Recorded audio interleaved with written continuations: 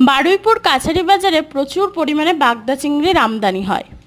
আমার বড় চিংড়ি মাছ খেতে প্রচণ্ড ভালোবাসে, তাই আজকে আমার পছন্দের আমার মায়ের শেখানো একটা চিংড়ি মাছের রেসিপি নিয়ে আজকে চলে এসেছি। রেসিপিটা খুব সহজ আর একটু অন্যরকম খেতে।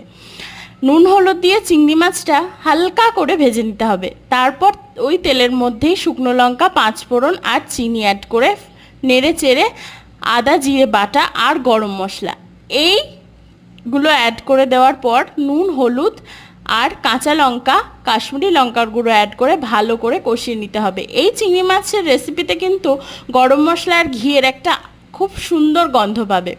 ঝোল ফুটে আসলেই চিংড়ি মাছগুলো দিয়ে ঝোলের সঙ্গে ভালো করে ফুটিয়ে নিতে হবে। আর লাস্টে নামাবার সময় ঘি আর গরম মশলা ছড়িয়ে দিলে আমার রেসিপি রেডি। ভিডিওটা ভালো লাগলে অবশ্যই লাইক, কমেন্ট, শেয়ার করো, পাশে থেকো।